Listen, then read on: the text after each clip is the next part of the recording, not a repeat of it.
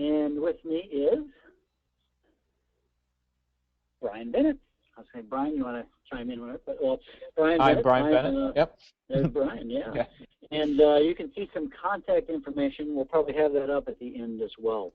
So as she said, the discussion is at SW Webinars if you want to do that on Twitter. So let me get started. I'm Jon Bergmann. I really want to just say that I believe we're in exciting times. Exciting times in American education, actually worldwide education, for change. You see, I think what we're doing is we're moving from this classroom, that teacher-centered classroom, to this classroom, the active, engaged, inquiry-driven, problem-based classroom of the future. You see, when I started teaching, I'm an old guy. I started teaching in 1986. I'm 48 years old. This is my 25th year in education. You see, when I started teaching, my classrooms looked kind of like this. I'm not quite this old, but actually I started in inner city schools. But basically the gist was is when I walked in 1986 to my first classroom, I had a chalkboard and my kids took down notes. That's how I figured you're supposed to learn, or at least that's how I thought you're supposed to teach. One day later on, I graduated and somebody came in with this really, really cool piece of technology. Now Brian's too young to even know what this is probably, but I had this thing they called an overhead projector. That's right, I had an overhead projector. I remember the coolest thing. You remember those? Yeah. Yeah, I do. You're too young. But I used one, and it was the greatest thing. And eventually someday showed up, and you know what they gave me? They gave me one of those things that hung from my ceiling, and I could do my PowerPoints. And I thought I had totally arrived. But you know what, folks? I hadn't. Because you see, the center of the classroom was still me, the teacher. When you move to the flipped classroom, you move to the learner-centered classroom, the student-centered classroom, and I think that's the key. I want to assure you that this is something really important, that the idea of the flipped classroom was built in the trenches. Aaron Sands and I had a crazy idea in the spring of 2006. Seven, I think, actually. Spring of 2007, and we thought, oh my gosh, we are going to do this thing that has become known as the flipped classroom. Turns out some other people did it before us. We had this crazy idea, but I want to emphasize that this was built in the trenches by teachers for teachers. So much in my career, so much of the education reform that I've seen in my career has come from the top down. I know a lot of you are administrators, and I guess my question is, how's that really worked out? Some of it's been okay, but a lot of it hasn't worked out. One of the beauties of the flipped classroom is that it was developed by some teachers to do what's for their kids.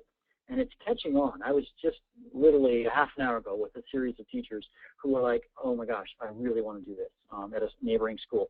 And it's because if we can convince the teachers it's best for their kids, then I think it can do wholesale change.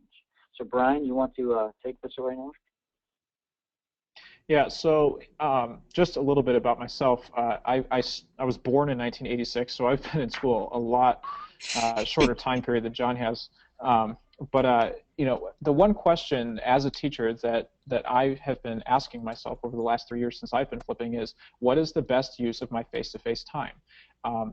I started teaching the way I was taught. After going through college, my first year teaching chemistry, I stood up at the whiteboard and I wrote notes and I talked about chemistry, and my students listened dutifully and took their notes and then took tests. And as I went through the year, I was really dissatisfied with the dynamic that my class had taken on. I did not want to be this person who just kind of talked at kids about science. So I got in touch with John and Aaron, and I went to their conference in Colorado, and we talked a lot about what our class time should look like, and it really should be looking like collaboration. We should be focusing on problem-solving skills. We should be focusing on questioning and critical thinking, and that does not happen unless we actively choose that type of classroom environment for our students. So the face-to-face time is the biggest thing that we need to be talking to ourselves about. So Flipped Class 101, in case you're not familiar with it, the way it started back when John and Aaron did this in 2006 was whatever happened in the school, so lecture, note-taking, things like that, began to happen at home, usually through video instruction, and whatever happened at home, which was the practice or the projects or the homework problems, worksheets, whatever, that now began to happen in school with John and Aaron or the teacher present there to help the student. Now, it's become a lot bigger than that. There's a lot more dynamic to flipped learning that's developed over the last 6 years, but really the key idea is that home time is used for very low-level Bloom's activities, and the school time is where the deep, rich interaction with the content starts to happen. And so I would encourage you, this is John, I would encourage you guys, there's a really good video that introduces flipped learning to you, and then somebody maybe could copy and paste that into the chat or whatever that might be useful. It's on YouTube and whatnot. So before we dive into too much, we do want to talk about some specific issues to administrators, but I'd like to clear up, or we'd like to clear up some of the misconceptions regarding flipped learning. So what about the videos, Brian? Tell me about the videos. Well, the first idea, video instruction, or direct instruction rather, let's not even talk video for a minute. Direct instruction can be a very useful tool for a teacher to have. Yeah. An example that we like to throw around a lot in other conferences is when we're teaching students how to do a function on a graphing calculator, we're not going to hand them data and say, do a linear regression without teaching them first. There's just no way that could happen. And I think Jerry Overmeyer used that example first. But flipped learning does not rely on video. Yeah, sure, video is a tool sometimes to get some of that direct instruction across, but the video piece of it is that. It's just a piece in our toolbox for instruction. A lot of teachers are pairing this with project-based learning, or they're pairing it with articles, or literacy circles, or book chats. So video is a component, but not all flipped classrooms use video at all. And I would also add, just, people say they think they get so focused on the videos. It's not about the videos. It's about the active, engaged stuff that you can do in class. And those are the kinds of examples that Brian just talked about. A big concern a lot of people have is the digital divide. Those kids who do not have access at home to adequate technology. Now, I should say this, when Aaron and I started this in Colorado, we had 20 to 25% of our kids without internet access at home. So it was a big issue. We had to solve this 6 years ago or whatever. And so how did we solve this? Well, frankly, some kids had computers with no internet, so we put the videos onto flash drives. They took them home. Another option is that we took the videos and we put them onto DVDs. The kids, we just bought them for like 20 cents on the internet. The kids took them home and they put it in their TV and they pushed play, just like you would for like a movie from Blockbuster. This is an important issue, so you do need to address it. But it is addressable. There are schools with 70% free and reduced lunch who are flipping their schools. So it doesn't have to be kids who just have adequate stuff. Or another concern that a lot of people have is this whole idea of the word lecture. For many people, the lecture, and I think, Brian, you kind of addressed this, or the idea of direct instruction, they think is almost like a four-letter word. If you have a teacher who thinks that there's no place for lecture at all, and they can teach well without lecture, and there are some who can't, then they're a better teacher than I am. I really felt like there was a place for me to do direct instruction. I just don't believe the place is in me talking to 30 kids at the same time. So that kind of led us to what we like to call Flip Class 201. So that first year, we did the traditional flip. I know it's kind of weird to put those two words in the same sentence, traditional and flip, right? But in Flip Class 101, the kids all watched the same video on Tuesday night, and then on Wednesday, they all did the same activity. So we kept the kids on pace. Well, what Aaron and I did is we thought, what if, in this sort of a second iteration, we moved to what we called flipped mastery. The word mastery isn't on the screen. I don't know why. It should say flipped hyphen mastery. That was weird. Okay, so the direct instruction is done usually outside of class, but not necessarily, as it turns out. Then they do the practice, the application, then they assess, and if they don't learn it after the assessment, then they have to remediate. So just in brief, and I don't want to go into too much detail, but in the flipped mastery model, the kids, they got to the end of the unit. If they couldn't score a middle C on their test, they had to go back until they learned it. You see, at least in our subject, we started this with a chemistry program. If you don't know A, then B is hard, and then C is really difficult, and D is impossible if you haven't learned the building blocks. It's a very building type of a course. So we felt like they had to actually learn it before they could move on. And this is what a recent email I got from somebody who moved to the mastery model. He says, John, I finally found the sweet sauce. This is where we felt like the sweet sauce happened. So what are some of the benefits? So Brian, tell me about some of the benefits of the flipped mastery model. Yeah, one of the first benefits that you start to see as you're doing this is, since I am not spoon-feeding my classes anymore, I'm not standing up front and telling them, copy this down, and then wash, rinse, repeat. They start to become independent learners. And this, again, happens also when I start to say things like, pull out your phone and research this, and then let's talk about it. Or take out, get with your partner on a computer and get going on this piece, and they really start to take charge of their own learning. What they are able to do then is they get to move into that mastery system where they can work at a certain pace. They can you know, take longer on certain things that are difficult or go faster on things that are easy for them. So that independence really becomes a quick transition. And I can talk about differentiation. You know, before I started doing this, the flipped mastery model in particular, I don't think I was a very good differentiator, because, you know, the reality was that they came in and they heard John do his thing, you know, whatever it was, right? I do my little lecture deal. And not that I said I lectured the entire time. I was a good science teacher. I won some awards as a science teacher when I was a traditional teacher. You know, I do the lecture, and then the kids would, you know, do their notes, and then we do labs, and then we do activities and inquiry, you know, all the good stuff that, you know, good teachers do. I still did those things, right? But I was able to differentiate. I mean, the subtitle of our book is Reach Every Kid in Every Class Every Day. Now, why? Why do I even say that? Because literally we were able to talk to every kid in every class every day. And I was able to differentiate. Because usually I met in groups, I met kids in small groups for individual instruction and individual activities. Another benefit is that there's no gaps. You know, if you do a mastery model, the kids actually learn the content. You know, I mean, I was talking to some math teachers, or a friend of mine, Carl Fish, and Carl said, you know, I could teach. He was an algebra teacher, I believe was what he was talking about. He said, I can get to the end of the year, but the problem is, there's like, you know, 3 kids with me. So he's got a kid of class of 30. By the end of the year, he's lost 27 of them. Not that they've dropped out, but they've somewhere lost along the way, and they're just lost. But if you do a mastery model, they actually learn. There's no gaps. So, Brian, you want to talk about this? Yeah, the no place to hide thing is for that student that not necessarily is shy about interacting, who's got a good understanding but doesn't really like speaking up. But it's also for that kid that just tries to avoid learning in general.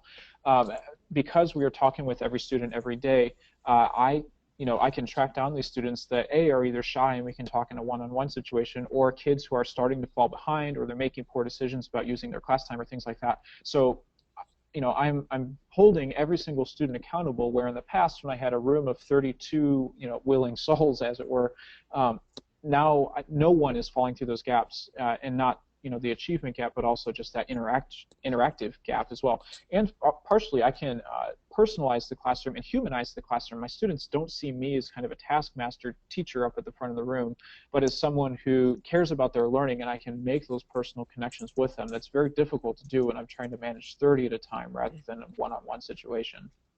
That's a great point, Brian. And so what we're calling flipped classroom 201, flipped mastery, there's actually probably a 202 and a 203. There's lots of ways to think about flipped classroom besides the mastery model.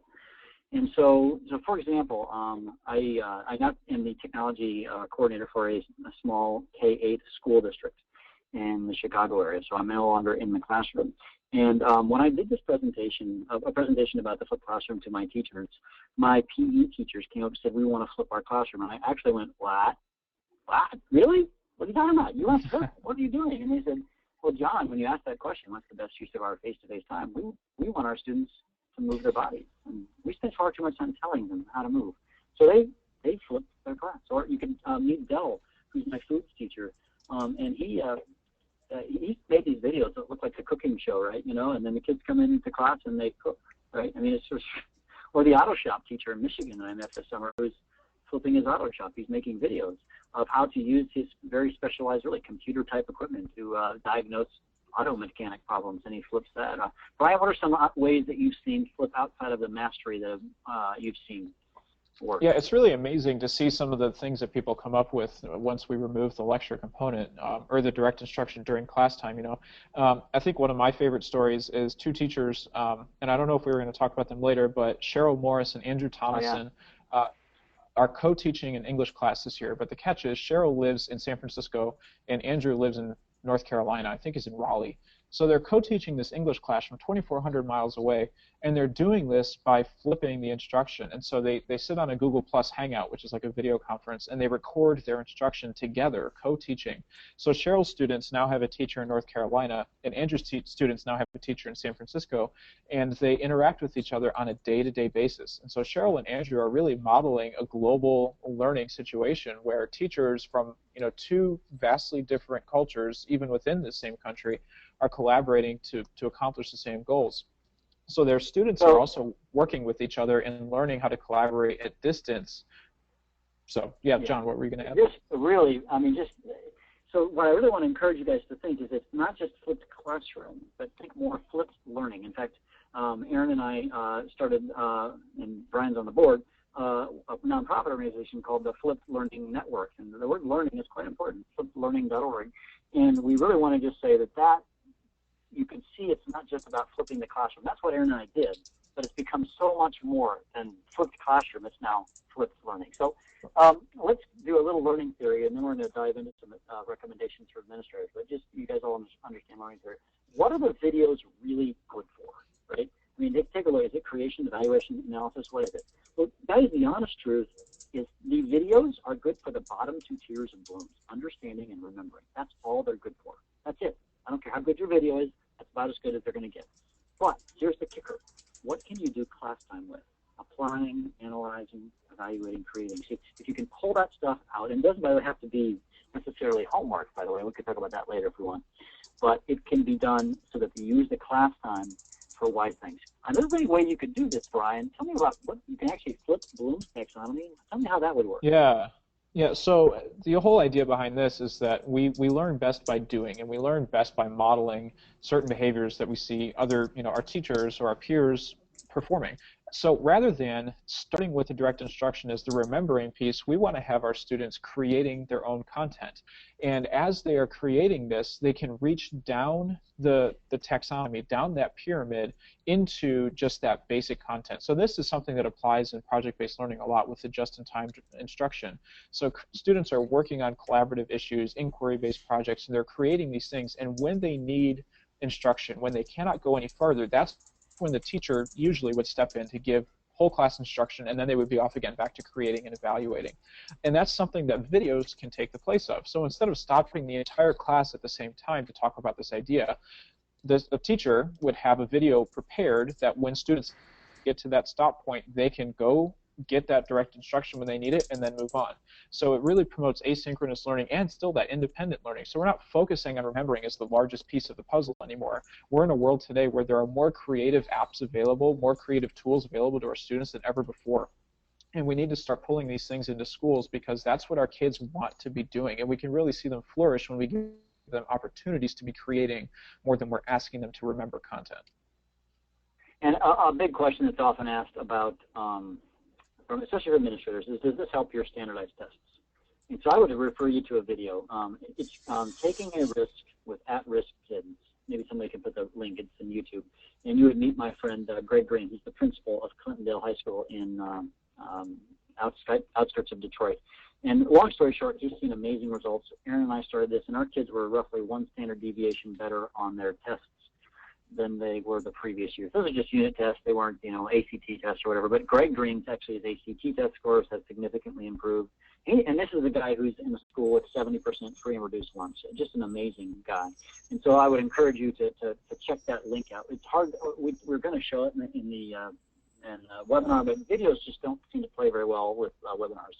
So anyways, so let's have some recommendations for you specifically as administrators. I developed these concepts when I was sharing with the superintendents in Atlanta area at one of the school districts there. And what are some of my recommendations or our recommendations? First of all, class isn't going to look like this, okay? It can't look, the teacher's no longer the center. It's going to look really, really differently. Or you could go, what's the physical layout of the room going to be? I was going to take a picture. We've just developed a learning spaces in my new school here, and I forgot to take a picture because I was slammed with IT problems today. But anyways, it's going to look much more collaborative. So you're not going to have this room here where everyone's facing forward. It's going to be much more collaborative. And this really isn't the greatest picture. I'd really love to show you my room that we've redone here. Brian, tell me about time. We need to give these students time to, first of all, adapt to the system. So this is not, and I make this mistake every single year, and I actually wrote a big, long article about it. But as the teachers begin to explore this idea, you're not going to see overnight results. And I think that's something that a lot of people expect, and they get frustrated when things don't change right away, especially in high school settings. We got to remember these kids have been in a sit and get mode of learning for 11 12 years for some of them. So when we're coming in and asking them to be active and to really change the way they approach schooling, there's going to be some pushback. So there has to be a transitional period where some of the bumps get settled out. And as I'm saying that, I'm also thinking that not every solution is going to work for every teacher. So we have to let our teachers personalize what their flipped learning environment is going to look like for their group of students. The next thing I would suggest. Oh, go ahead, John. I add to that, Brian, is I would also give your teachers time to change. It's not just the students, because it takes time to change. Now that I'm in this role as, like a technology coach in my school district, I'm coaching teachers. It's been great. But I also realize that you can't expect them to change overnight. Most of my teachers, they really want to do what's best for their kids. Some are more resistant to change than others, but the reality is most of them do. It's just an amazing place, by the way. But I think it's because they still need some hand-holding and some walking through, and that's great. Okay. Were you going to add some more to the whole time thing, Brian? I was going to say one last thing. Having action items for your teachers to shoot for goals are a great way to do this, rather than just dumping this on them and say, we want you to flip. So have departments even work on one lesson to work on together, or have grade levels pick one particular week, or one teacher per week will be flipping part of their instruction. So help them set action items, and then slowly, if it's a direction that's going to work for your school, so slowly ease into those. So that's the last I had to say. What about collaboration between the teachers? Well, how is that important, Brian? Well, collaboration, as we're flipping, and I guess I've had the misfortune to do this, pretty much on my own in the building. Every year I've done this. I've had teachers that are interested but not really dive in with me. But when I've had a chance to collaborate with people, first of all, because I'm entirely changing my curriculum. I'm approaching every single lesson with a new goal in mind, rather than having my students sit and get an idea. I want them to explore this idea. So I have to redesign the learning experience for them. And it takes up a lot of time. But when I've had opportunities to collaborate with other teachers, other science teachers, even other content, just English history, because they can give me perspective on things, having that time to collaborate helps me focus my learning activities to be more productive. But it also helps take some of that redesign burden off of our teachers. I know, John, you can probably speak to the collaboration. Actually, a real practical application, guys, is if at all possible, if you got a couple of teachers who are going to implement flipped learning, give them common planning. I mean, when Aaron and I had common planning one year, it was magic, because we were able to do so much more together. The rest of the years, it never worked out. And I get it, there's scheduling issues, and sometimes it's not possible. But if you can make it happen, make it happen. So what about mistakes? Brian, did you make any mistakes along the way, and how did that affect you in your relationship with your principal? Fortunately, I had a principal who was on board with this. When I told him, hey, I think I've got a way to help engage my students in chemistry, he was right there with me. So the support that I had was great, but boy, did I make mistakes. A lot of times it was with the workload that I had on myself or on my students. But even just getting an encouraging note from my principal saying, hey, I heard this happen in your class, but I still believe that you're doing the right thing. Let me know how I can help. Just those little encouragements really helped me push through a lot of those mistakes. But at the same time, he also encouraged me to talk about those mistakes and share them with not only him, but with other teachers who were interested in flipping. I was never punished for making a mistake anywhere, but it really helped me learn a lot of things that I've learned along the way. So permission to make mistakes is huge, because those failures are what help us refine and perfect what we're trying to do. The next thing I would say is, teacher evaluation is going to look different. I mean, following the Charlotte Danielson model, if that's whatever that's what our school district uses. May not quite look, teacher standing up and doing her thing. It's going to be much, much more active. I think, Brian, you've already talked about this. You told me a story about how your principal just said, hey, you're doing a good job. So encourage. I mean, this is just good leadership, right, guys? I mean, so yeah. It's something that I think, even as a teacher, I forget to encourage my students some days, because it's just easy to get bogged down by everything. But I remember when I was student teaching, even my cooperating teacher, every time I taught a lesson, she would sit me down afterwards and say, now write down the 3 awesome things, the 3 things that went well, and then give yourself 2 goals for improvement. And just focusing on the positives that happen, and not only encouraging myself, saying, okay, it wasn't great, but these couple things went really well. But again, popping ahead and the middle school principal. I'm in a combined 7 through 12 school right now. The middle school principal, I don't really work with him, but he came in and he said, hey, I've heard you kind of had a rough week, but we really appreciate what you're doing here. So really, I think it's something that needs to change in education, and myself included with that. I need to be more proactive about giving encouragement, because I think that can be the difference maker in a lot of cases. And I would then add also, let's give them a coach. I think one of the reasons I've got, actually we have an open house here tomorrow, and I have more teachers who want to share about what they're doing with flipped classroom, flipped learning, than I have enough for the visitors. It's really a very good problem to have, but that's because I've been able to walk around and just coach teachers. I just met with some fourth grade teachers today, and actually I saw them last week, and they were doing this lesson. I said, man, guys, have you ever thought about flipping this lesson? I said, oh man, I wish we'd have done that. And so tomorrow morning and tomorrow afternoon, I'm going to help them make one of their first videos. But I'm just going to, I come alongside. I don't know if your school has, somebody who can kind of be that sort of instructional coach. Flipping isn't the only thing to teach teachers, but I have this, collegial relationship with these guys, and they know that I'm just trying to help them be better. So get them a coach. Aaron and I, with our nonprofit, and Brian as well in the nonprofit, we kind of have a heart that we'd like to have some flipped coaches available for school districts around the country, and that if we could provide those, some people who kind of get the flipped classroom, and they could be the coaches that we could send out, and also electronically send out to you via like a Skype or one of those types of a thing. So I think that's really, really important. The other thing that's important too is that there is a technology piece to this, right? I mean, there is some technology, and I would like to remind you, if you're the administrators, that you are the boss of the IT, right? Okay, you guys are in charge of your schools, and sometimes I've had the privilege of being in lots of schools now all over the world, and oftentimes it seems to me that the IT sort of runs so many things, and it's kind of odd.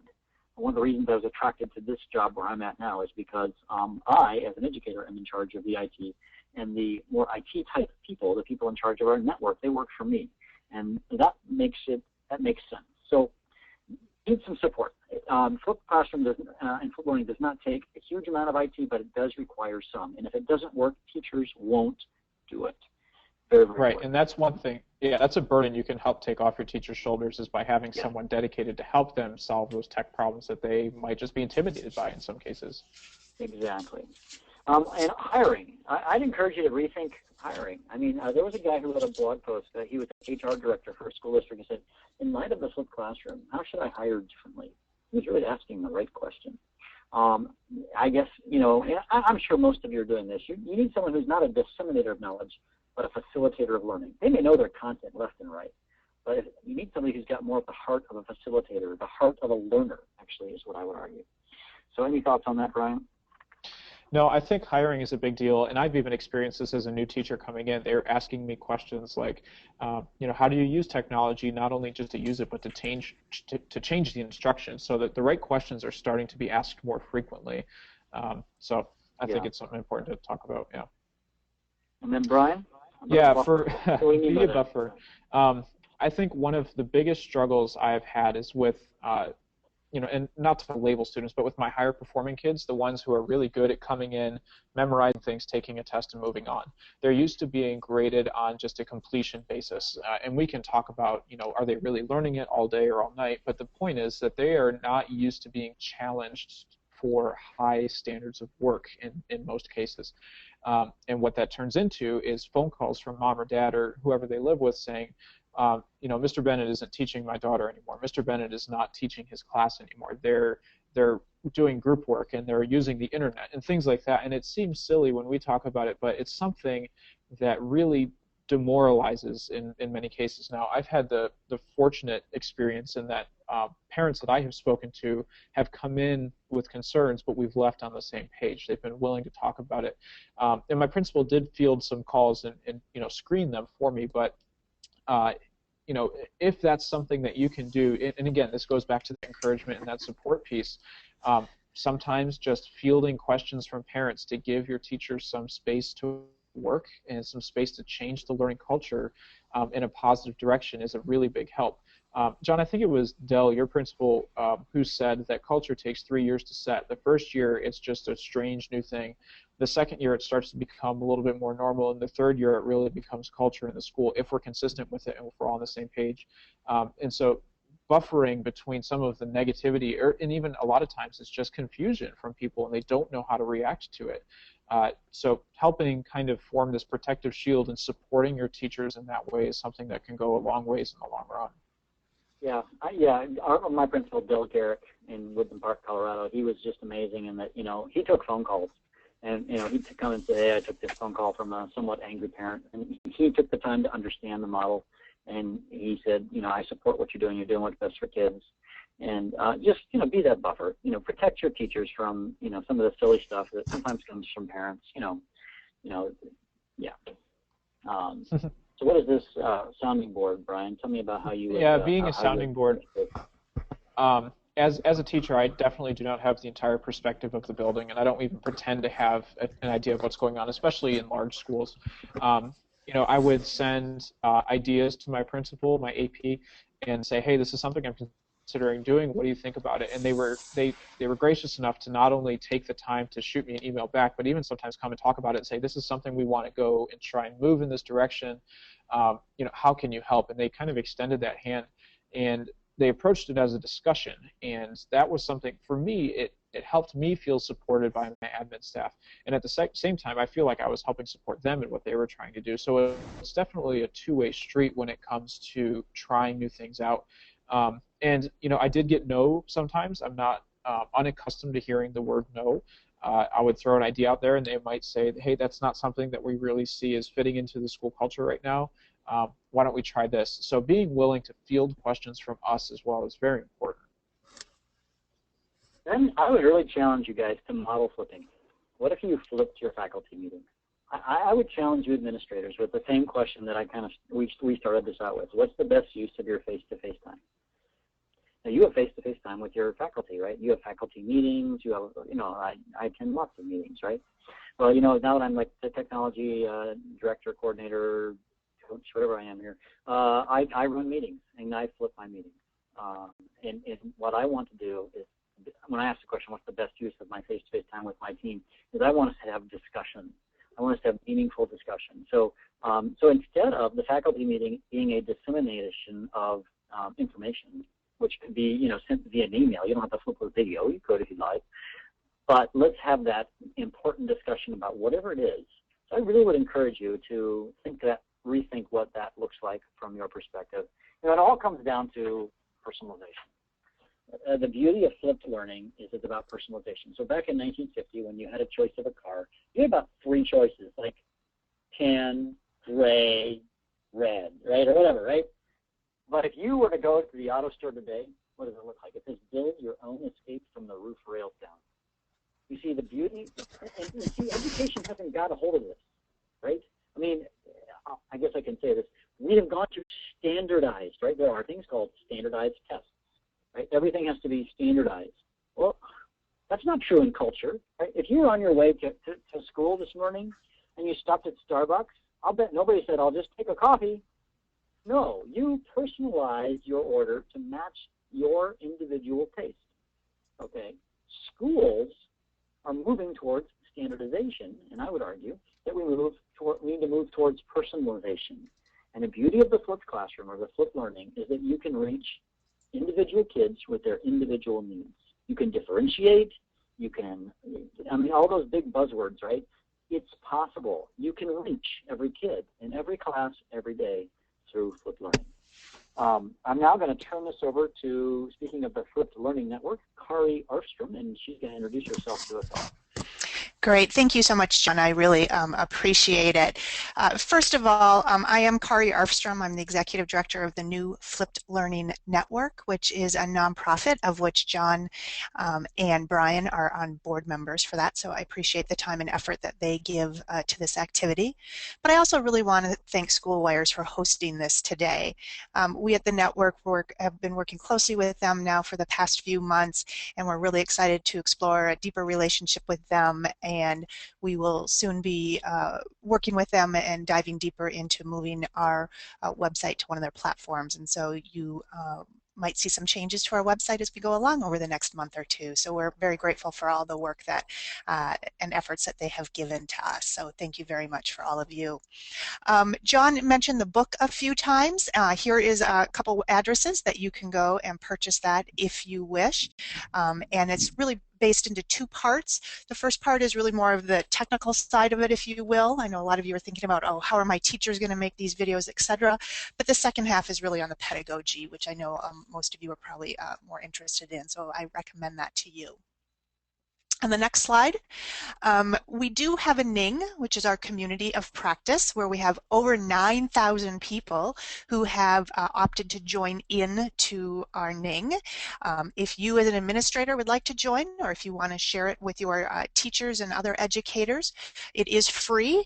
Once you join, we encourage you to come back and join one of the many forums or discussions that are going on. And we have over 60 forums, and many of them are subject-based or technology-based. If there's not one for an administrator, we need to start that soon, but I'm sure there is. But just a great place.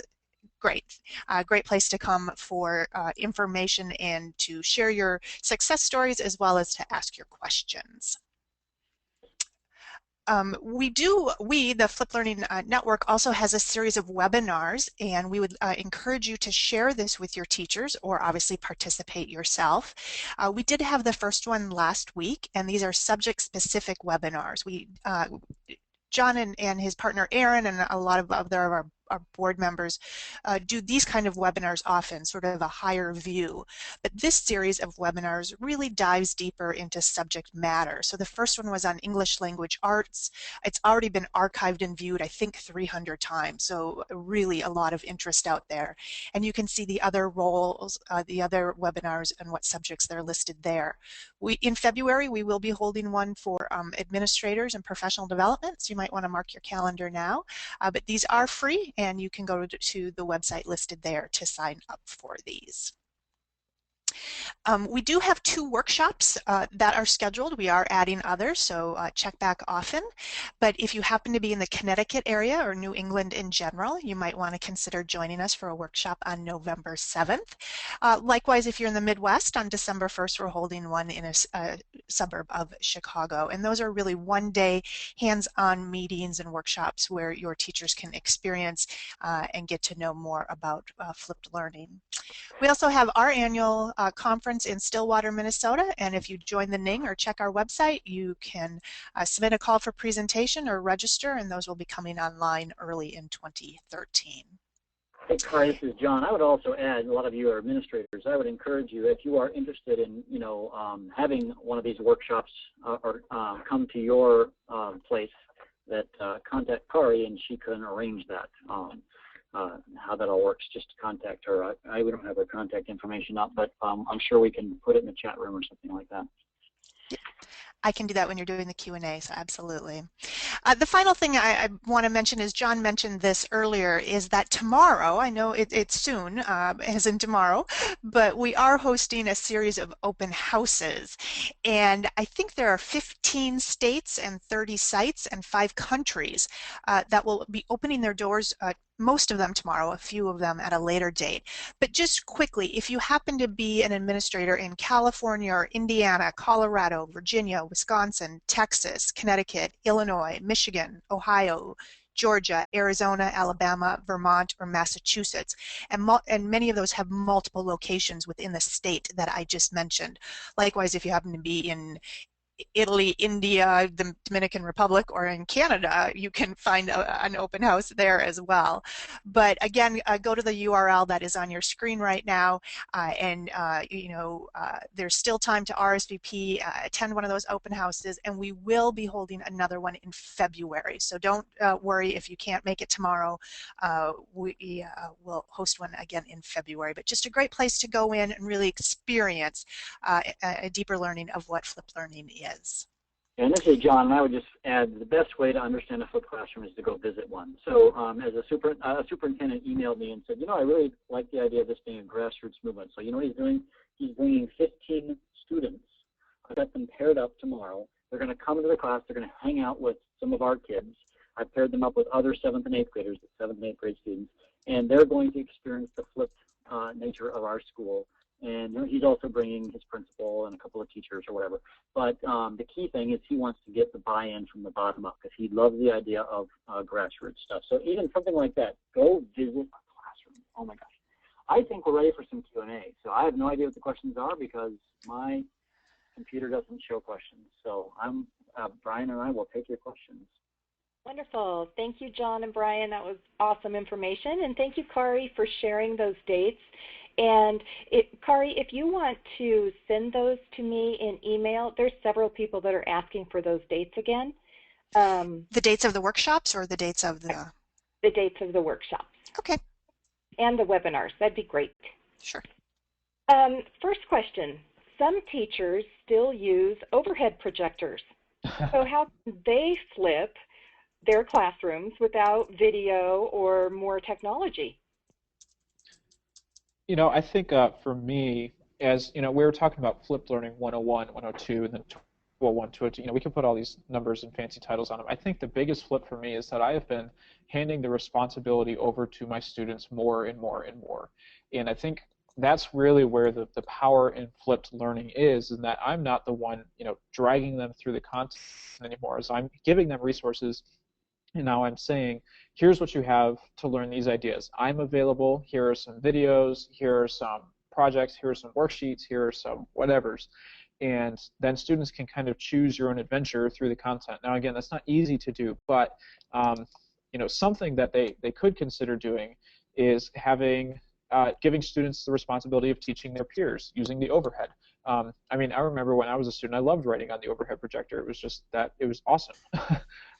You know, so I think there are ways to still do it, or even, you know, still maintaining that direct instruction piece, but deciding what is best taught through direct instruction and keeping that responsibility, but then branching out into some of those other activities or learning tools that are available. Perfect. What kind of parent education do you provide parents when you're thinking about starting a flipped classroom? I'll take that. This is John. You know, we had parent letters. We actually made a video for the parents. In fact, there's a gal, Crystal Kirch, a math teacher in Southern California, who's actually created kind of a clearinghouse for all these teachers who using flipped learning, and they've got all their videos that they send home, and so we can all watch all the different videos and kind of figure out what video, or you know, it seems like logical to put a video out there. And so we did have a conversation with parents at parent-teacher conferences. This was often the conversation. But I will say some things about parents that I think is just has been surprising to me. It's not maybe surprising now, but it was at first. You know, when my first parent-teacher conference after I first started, is the parents would come to me and they'd say, "We love your videos," and I'd say, "What? You're watching my video on quantum mechanics?" And they said, "Yeah, we had this great conversation." And I thought, really? I've heard that over and over and over again. I got a chance to talk with Delia Bush, who's a fifth grade teacher in Michigan. She teaches in a pretty rural place with a lot of poverty. And she explains to me that, I mean, she's teaching fifth grade, and the parents, come to her and say, thank you, because, you see, I never really learned that, you know, are you smarter than a fifth grader or whatever? Well, they aren't, and they want to be, and they're learning right alongside their children. So actually, this has been a win-win. I mean, another thing about parents is, you know, if you have these videos and they're in the homes, you're kind of opening up your school to your community. And that's a win, because they're saying, okay, this is good stuff that they're doing for my kids. Yeah. That's great. You know, here's one that sometimes we take this for granted, but one of our listeners said, this is the first time I've heard of flipped learning. So what would be a proper and exact definition of it? I think that's the million-dollar question. Oh, yeah. You know, one thing that I always talk about when I'm presenting is that for a lot of different people, it means a lot of different things. And I've been, over the last 2 weeks, I've been trying to put together a short video of people, flipped teachers, in 10 seconds, telling what flipped learning means to me. And I got all kinds of different responses. You know, John talks about personalization in his clip. I got one from a teacher that said, kind of like what I did, where he's handing the responsibility back to his students. I got one that talked about teaching critical thinking not as a tool, but as just an everyday thing. So flipped learning is just so versatile, and you can focus on whatever you want it to be. So if you see a need for students just focusing on personal responsibility, that's something that flipped learning can accomplish for you. You might use video, which is kind of the default definition, I think, that is still out there. Video might be a piece of that, or it might not. So I think flipped learning is not something that we can box up. It's something that is, again, coming from me, it's something where students are now becoming the ones responsible for their learning. And the tools that I use for flipped learning are video, are web-based tools, are inquiry, and project-based learning. So John, I don't know if you want to tag onto that. Yeah, I would say it's a difficult answer. I mean, some of the things we're talking about has been good teaching for a long, long time, right? We've always wanted kids to take personal responsibility for their learning. We've always wanted to do all that stuff. It just seems like, I've said this before, I don't know if I said it here, but this is like a stepping stone. So if you've got a teacher who's been a lecturer for 15 years, and now you say, no, you're not allowed to lecture anymore. You're going to use this method. You're going to do project-based learning, or you're going to do inquiry or whatever, right? The reality is that teacher can't go there. They just can't take that conceptual leap. So I really don't see the flipped learning as the answer. I think it's a way to the answers, and there's a lot of different answers. So, to give a quick synopsis of a definition, we're being vague. In fact, even the word flipped, we're not, even though that's like at the top of my book or whatever, I'm not totally comfortable with that. Somebody else used that term, and that's why it's become popularized, and it's also led to some of those misconceptions that we talked about earlier. So, it's like, in most cases, using video instruction to do really, really cool stuff in class. How's that for a definition? But it isn't always video, right? I mean, and those cool stuff is deep reach stuff like problem-based learning, inquiry, UDL, Universal Design for Learning, stuff like that. But, sorry, I can't give you the quick, dirty definition. Doesn't do it. I think that does shed light, though, so thank you. Okay, good. Good. What is the best place to start with this idea for my faculty? A very few or younger staff I know, very few staff know what this concept is all about. I think it would be a great place to start by doing it for a faculty meeting. If you are trying to introduce this whole idea of using face-to-face time better with your staff, send out meeting notes. Doesn't have to be a video. Send them an email, but in that email or whatever, or in the document, or just getting that information to them prior to the meeting. And then when you're in the meeting, do focus groups. Have people split up into certain areas if they're trying to problem solve. If you are, working to put a program together for your building. I mean, there's multiple ways to apply this, but I think modeling is the most important way to get this idea across. And so you can model yourself in a meeting, or you can model by giving your teacher a chance to go visit the flipped learning situation near you, which is what these open houses are great for. But yeah, that would be my suggestion. I would also add, if I was an administrator, I wanted to do this, I would show one of these videos. And one of the best ones is this one of Aaron that I referenced earlier. Maybe Brian, since you can type in the chat, you could put that in there, that link to the, sort of the Aaron video, I call it. And, it's 3 minutes long or whatever it is. Show that to your faculty, in a faculty meeting and say, what do you think? Talk about how this might work in your classroom. I mean, it's 3 minutes, boom. Or you can even totally flip it and say, watch this before class. And there's a bunch of videos that you could watch. Short videos, most of them that are kind of talking about this are 2 or 3 minutes, so that they can have that conversation. I mean, what I did just literally right before I came here, I was at the local high school, right, that we feed into. And they had some research on flipped learning, and I said, let's just talk. So it wasn't me standing up doing a presentation. It's like, what are your questions? Let's just talk. And it was us talking together. It wasn't just John answering questions. I did more of the question answering since I have been around this for a long time, and they're somewhat new to it. But still, collaboration. Let them collaborate. It's a Wonderful. great question. Does the flipped classroom model lend itself to portfolio development for students? Yes. Yes. Totally. Yeah. Go ahead, Brian. if I could assess 100% of portfolios in my situation now, I would. Flipped learning allows my kids opportunities to curate content themselves and share it with each other. So we'll have a lot of days where I'll put a video out, let's say, and then my kids will come back and say, Mr. Bennett, we didn't really like your video, but we found this other one that was really cool. Can we use this one instead? And I say, sure, great. And if, again, that's a perfect piece for a portfolio just for a resource, but then they can also turn it around and say, from this, we learned how to do this, this, and this, blog posts, articles, drawings, art, music. There's so many different ways to take this and put it into a portfolio program. Yeah, and I've got students in my school who have now, their teachers have used flip videos, and now the kids are starting to make their own flip videos. So, right? They throw that in their e-portfolio. It's perfect. It's great. Yeah. Yes. It's a total match. Are there any legal ramifications pertaining to the videotaping of lessons, teachers, or students? Do you use consent or media release forms?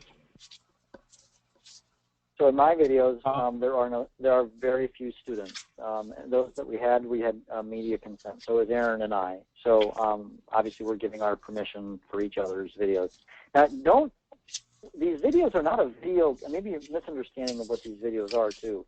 Most of the people who are doing this are using something called screencasting software. So instead of it having like a video camera in the back of the room, it's taking a shot of your computer.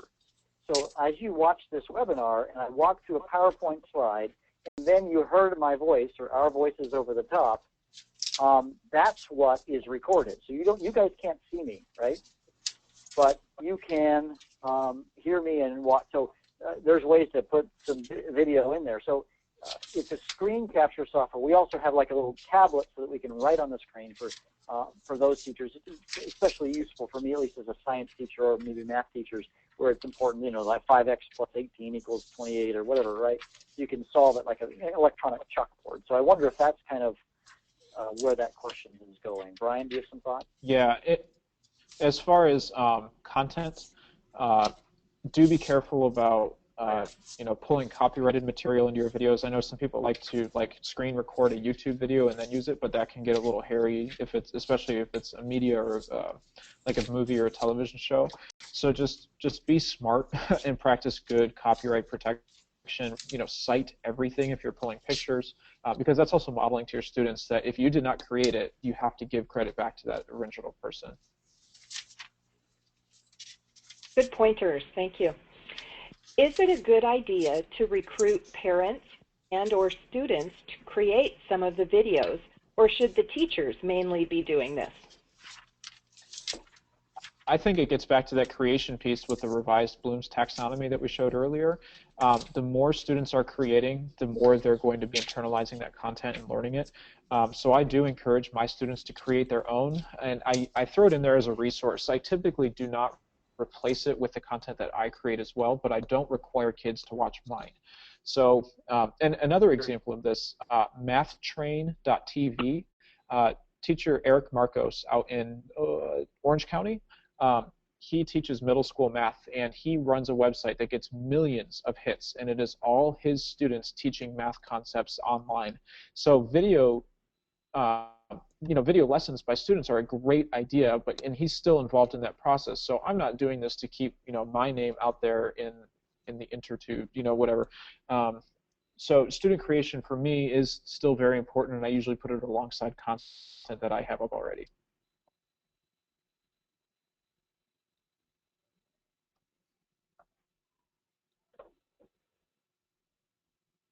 Are there more questions? Sorry, I wonder if I've lost my connection. Oh, I can hear Brian at least. Is anybody else? Did I lose people?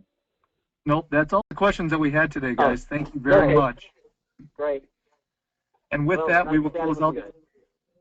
Absolutely. Thank you very much, John. Thank you, Brian. Great insights, great answers to the questions. And we will make sure that we get those links up with the recording of this this webinar on the SchoolWire's website within the next couple of days. Great. Thank you very much. Great. Thank you very much. It was a great sharing with you guys. Excellent. Thank you very much. That will complete today's presentation. Please exit out of the webinar panel at this time.